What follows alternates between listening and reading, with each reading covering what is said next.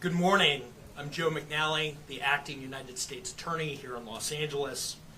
Today, we're here to announce federal criminal charges against Eugene Henley Jr., a career criminal known as Big U, who used his contacts and leadership role in the Crips criminal street gang, the entertainment industry, and a youth charity to further his own criminal enterprise, an enterprise that engaged in murder, extortion, robbery, human trafficking, COVID fraud, and other felonies.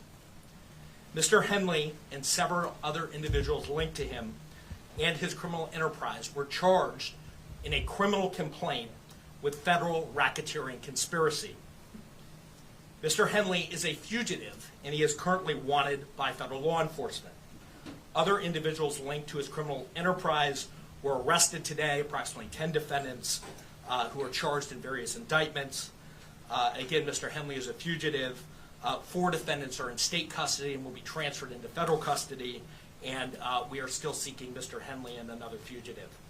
The Department of Justice's top priority is eliminating violent crime caused by criminal street gangs and organized crime. These organizations cause a tremendous amount of harm in our communities. And today's arrests are part of our office's efforts, FBI, IRS, LAPD, the team you see up here, to make our community safer and rid our streets of these criminal street gangs, including ones operated by violent felons like Mr. Henley, who are posing as savvy businessmen and community leaders, but in the end are violent criminals. The affidavit filed with the criminal complaint alleges that Mr. Henley operated Big U Enterprises, a mafia-like organization that utilized Mr. Henley's stature and long-standing association with the Crips criminal street gang and other gangs here in Los Angeles to intimidate businesses and individuals in our communities. I want to stress that the allegations here in the complaint are allegations only, and the defendants are presumed innocent until proven otherwise. Let me talk a little bit about Mr. Henley and the street gang here. As I said, Mr. Henley is a widely known leader within the Rollin 60s. He rose to prominence in that gang decades ago, and he has since been a fixture on the internet, talk shows, and podcasts, all things that law enforcement have looked at closely as part of this investigation. He has maintained the image of an entertainment industry entrepreneur running a music label and of somebody who gives back to the community here in Los Angeles, funding a South LA-based charity, developing options, which purports to help at youth risk escape gang life and escape the perils of gangs in high crime areas. The facts alleged in the complaint paint a very different picture. It is one of a murderer, a thief, a liar, and a cheat, and the criminals that enabled him. For example, Mr. Henley engaged in a murder of a musician signed to his label in 2021 and dumped the victim's body in Las Vegas off of the I-15 freeway. He then attempted to evade and obstruct the investigation into the murder, including ordering witnesses not to speak with law enforcement. Henley's criminal enterprise also engaged in other crimes, including transporting prostitutes across state lines, extorting strip clubs, marijuana dispensaries, and other businesses, and fraudulently applying for COVID loans in the form of a business relief loan. On that application, Mr. Henley falsely stated that his music label, Unique Music, operated at a $200,000 profit in 2019 and was entitled to government assistance, despite the reality that the company had operated at a loss and was ineligible for such relief. Finally, Mr. Henley is accused of embezzling donations made by celebrities, professional athletes, and businesses to his charity, Developing Options, which, as I said, purports to give South LA at-risk youth alternatives to gang violence, drugs, and other criminal activity. Henley used this charity as a front. He used it to conceal his fraudulent activities, his criminal enterprises activities, and evade detection from law enforcement. If convicted on the racketeering conspiracy, he and his co-conspirators face approximately a 20-year federal prison sentence. I want to thank our federal law enforcement partners, our state law enforcement partners who brought about the result here today. The Los Angeles Metropolitan Gang Task Force from the FBI is comprised of FBI agents, LAPD officers, IRS Criminal Investigation, the U.S. Department of Justice Inspector General's Office, Los Angeles Police Department, the North Las Vegas Police Department. This case is a great example of state and federal law enforcement working together to address harm from a criminal enterprise. I also want to thank our prosecutors, Assistant U.S. Attorneys Kevin Butler and Jenna McCabe, for their diligence and dogged determination in this case. With that, I'll turn it over to our next speaker, FBI Special Agent in Charge, Ted Dox. Thank you, Joe. Absolutely. My name is Ted Dox, Special Agent in Charge of FBI Los Angeles' Criminal Division. These operations are truly a team effort, and I would like to recognize those partnerships. If not for their commitment, dedication, and follow-through, we would not be here today. First, I'd like to thank LAPD, IRS Criminal Investigations, and the U.S. Attorney's Office for working collaboratively for the past 4 years, in this case with FBI Los Angeles Metropolitan Task Force on violent gangs. I'd also like to thank the U.S. Marshal Service for their assistance today, and many departments in California, Arizona, Nevada, and the North Las Vegas Police Department. Now, this morning, hundreds of agents and officers, including multiple SWAT teams, executed multiple arrest warrants for many of the 19 defendants charged in this case. Search warrants were executed at 6 locations. Those searches continue to be underway. 4 of the 19 defendants were already in custody, and 10 defendants were taken into custody in the last 24 hours. And while we're still seeking the whereabouts of 5 individuals, 3 of whom we believe we will have in custody shortly, 2 defendants are considered fugitives. They are Eugene Henley Jr., also known as Big U, and Brian Mejia. We will provide their photographs to the media following this announcement. Anyone with information as to their whereabouts should not take action on their own, but contact the FBI. You can reach us by calling 1-800-CALL-FBI. During this investigation, we recovered 49 weapons, 5 pounds of methamphetamines, 10,000 fentanyl pills, and large amounts of cash. The Rolling 16 Crips have been around for decades, and by some estimates are among the largest gangs in the country, with factions in multiple states. Mr. Henley has been a known member of the Rolling 60s Crips since the 1980s, where he established his reputation and earned standing with fellow gang members. He has been able to use that standing to intimidate businesses and individuals and to commit various forms of violence, including the alleged murder outlined by the U.S. Attorney. He's also been able to influence others to give him money, only to defraud his victims, including defrauding the U.S., the government, the city of Los Angeles, and you, the taxpayer. Before I close, I'd like to ask that anyone who has information about the alleged criminal activity or feel that they have been victimized by any of the defendants, call the FBI at 1-800-CALL-FBI. We've targeted this gang in the past and will continue to target gangs who seed violence and fear in our communities. The FBI will never waver on our commitment to combat violent gangs and those individuals affiliated who prey on others. Today's arrests make neighborhoods across our city safer. Thank you. And with that, I'll turn it over to IRS SAC Tyler Hatcher. Good morning. Again, I'm Tyler Hatcher. I'm the Special Agent in Charge of IRS Criminal Investigation here in Los Angeles. Today's arrests are the result of outstanding investigative work by law enforcement partners from LAPD, U.S. Attorney's Office, the FBI, and my office, who've worked tirelessly to find the evidence necessary to charge those who are alleged to bring harm to our communities, as you've heard previously. The RICO charges against Mr. Henley and his associates reflect a pattern of crimes that runs the gambit from extortion to robbery to murder to tax fraud and to human trafficking, all under the umbrella of a well-organized criminal organization led by Mr. Henley.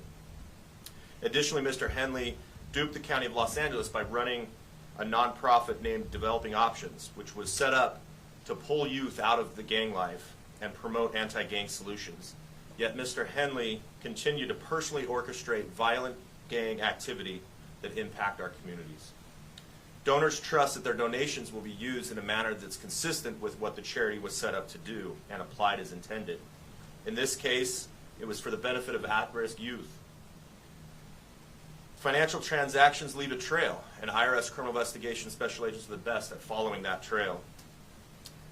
The trails led to allegedly lead to Mr. Henley's personal bank account, and the money trail doesn't lie. Organized crime victimizes our Los Angeles communities far too frequently, but the arrests made today demonstrate our commitment to making Los Angeles safer for everyone impacted by these criminal enterprises. IRSCI is proud to partner with our federal and state and local law enforcement partners to make our communities safer and to protect from these violent acts. And on that, I'll turn it over to the Chief. Thank you, and thank you all for being here today. I'll keep my comments brief. From day one, the Los Angeles Police Department's been proud to stand shoulder to shoulder with the FBI and our partners here today in this critical investigation. The invaluable expertise provided by Operations South Bureau FBI Task Force on the Rollin 60s criminal street gang has played a pivotal role in securing these 19 federal indictments laid out this morning. It's a measured step forward in our ongoing fight against gang violence and brings hope and relief to a community that for too long has endured far too much. Together we will continue to protect and serve, working tirelessly to ensure safety in all of our neighborhoods. I'll return the U.S. Attorney, Joe McNally, for any questions follow-up. We'll take any questions. So Henley is still on the loose? He is. Do you expect to snag him today, or is this something where he's gone? Yeah, I think all I can say is that look, he is the leader here, and we're looking for him and trying to find him. He's a fugitive at this point, and we're using resources to try to track him down. Is that how the other arrests made? The arrests were made this morning, early this morning. And that's of the more than this whole group here that's in custody, or? So there were a number of arrests, I think roughly 10 this morning, and then there are other individuals who were in state custody that are being transferred into federal custody. But approximately 10 arrests were made this morning. I think you mentioned it earlier, but what kind of penalties or time imprisonment are these people? So a federal racketeering conspiracy complaint that's charged here, 1962D, covers up to 20 years in federal prison. The next stage here would be that Mr. Henley and others would be indicted by a grand jury, and the penalties at that point could range and include higher penalties. So at this point, he's charged in a criminal complaint. Is he charged with murder too as well? He's charged in a RICO conspiracy, and part of that RICO conspiracy, one of the predicate acts is the murder that is described in the complaint. He has not yet charged in an indictment with a substantive murder. You mentioned the taxpayers were defrauded. Can you tell us how much taxpayer dollars he obtained from what city leader or official? And what does this mean for groups that are working on anti-gang efforts and trying to get donations from celebrities as needed? Sure. So I think just to kind of go back, Mr. Henley and the allegations are here, operated a criminal enterprise. He used his status in LA as a gang member, somebody who was known as an enforcer, in order to execute the crimes that are described in the criminal complaint.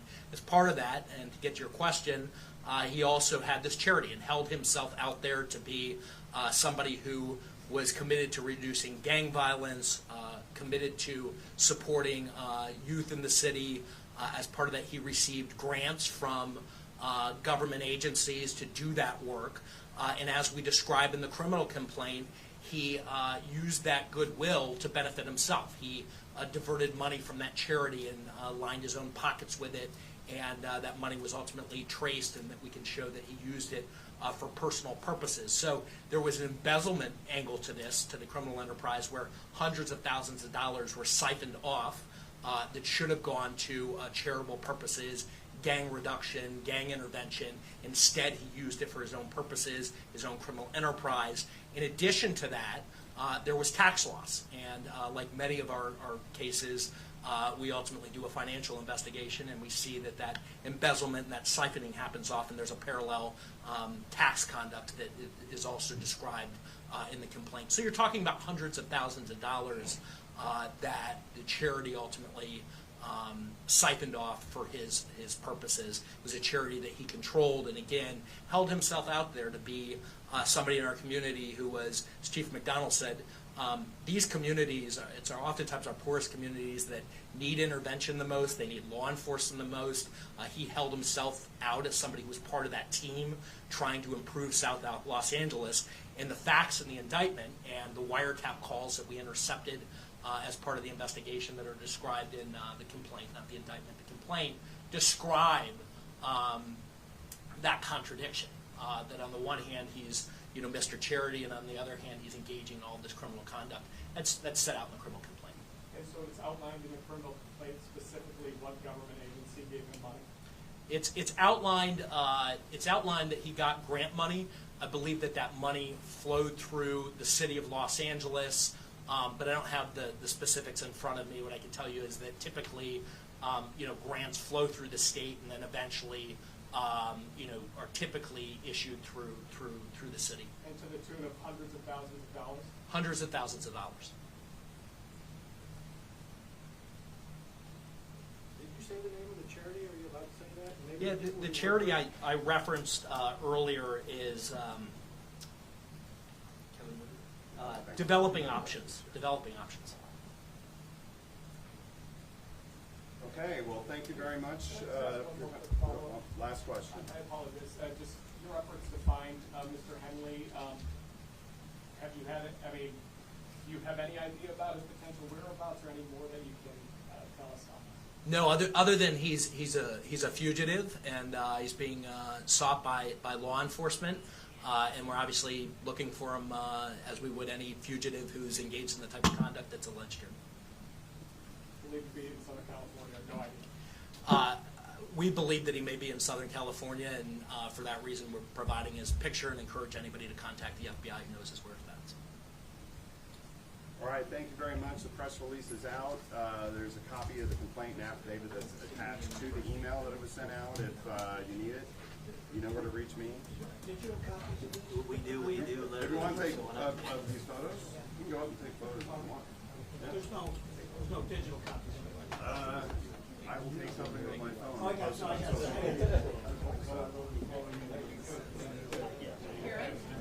We can make those available.